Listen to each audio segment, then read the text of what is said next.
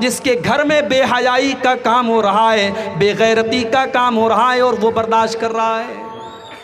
बेहया और बेगैरत हो चुके हैं हम। और रिश्ता देखने हम जाते हैं, हमने ये तो देखा कि शेरशाबादी हम हैं, लड़की शेरशाबादी बरादरी की है कि नहीं। हमने ये तो देखा कि हम अहले हदीस हैं, लड़की अहले हदीस घर की है कि नहीं है। मगर हमने ये नहीं देखा लड़की नमाजी है कि नहीं है, लड़की का कैरेक्टर कैसा है। लड़के की मां गई, लड़की गोरी चट्टी खूबसूरत, पूरे खानदान में सबसे ज्यादा स्मार्ट और ब्यूटीफुल थी। लड़के की मां निहाल हो गई, उसने आकर के कहा कि मेरी बहू बहुत अच्छी है, मैं रिश्ता फाइनल कर रही हूं।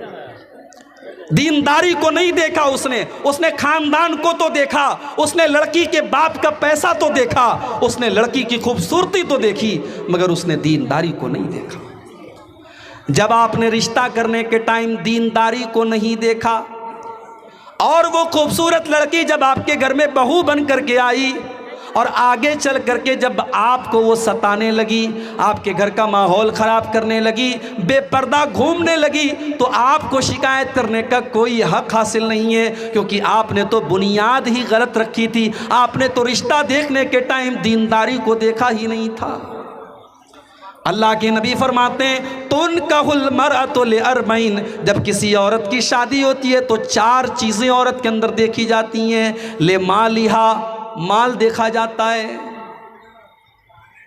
मैं ऐसे भी लोगों को जानता हूं, लड़का कह रहा है कि मैं जहेज नहीं लूंगा, लड़की वाले प्रेशर डालते नहीं तुमको लेना पड़ेगा।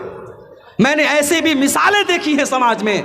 लड़का खुददार है, लड़का इज्जत वाला है, लड़के ने तय किया है। अभी कल मेरे पास एक फोन आया, दिल्ली के करीब एक जगह पड़ती हापुड़ का एक नौजवान लड़का, अच्छी नौकरी है उसके पास, खूबसूरत है, नौजवान है।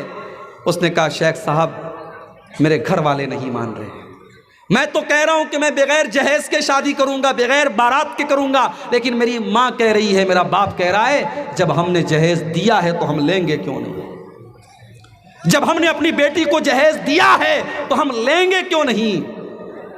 वो नौजवान बड़े दुख के साथ कहता है मौलवी साहब मैंने अपने बाप को बहुत समझाया, मैंने अपने माँ बाप को समझाया कि हमारा जहेज देना हमारी मजबूरी हो सकती है, लेकिन लेना हमारी मजबूरी नहीं है। अगर मैं ये कह रहा हूं कि मैं जहेज नहीं लूंगा तो आपको राजी होना चाहिए, लेकिन मेरे माँ बाप राजी नहीं हो रहे। माफ करना मेरे भाइयों, समाज अगर आज बिगड़ा है, समाज अगर आज तबाह हुआ है तो सिर्फ ये नई नस्ल से तबाह नहीं हुआ है, इसमें बहुत हद तक हमारे बुजुर्ग हजरात भी जिम्मेदार हैं, इसमें लड़कों की माएँ भी जिम्मेदार हैं, इसमें लड़कों के बाप भी जिम्मेदार हैं, इसमें गार्जियन भी जिम्मेदार हैं। सिर्फ लड़के ही लालची नहीं होते, लड़कों के माँ बाप भी लालची होते हैं। और जहेज की लालच में आपके इलाके में यहाँ तक मुझे लोगों ने बताया कि शेख साहब जहेज का लालच इस कदर पैदा हो चुका है कि शादी होती है, लड़के ने पैसा भी ले लिया,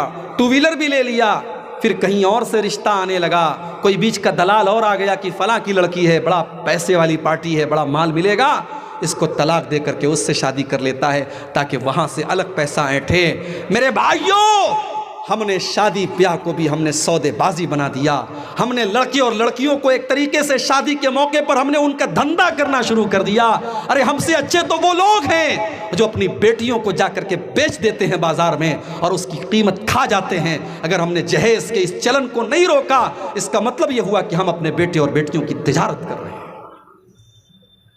ये जहेज याद रखिए, ये तकरीर करने से खत्म नहीं होगा, तकरीर करने से खत्म नहीं होगा। ये जहेज, ये इज्तिमाई जुर्म है, ये पूरा समाज इसमें मुलव्विस है। जब तक पूरा समाज जागरूक नहीं होगा, हम और आप जागरूक नहीं होंगे, तब तक ये लानत समाज से नहीं खत्म हो सकती है।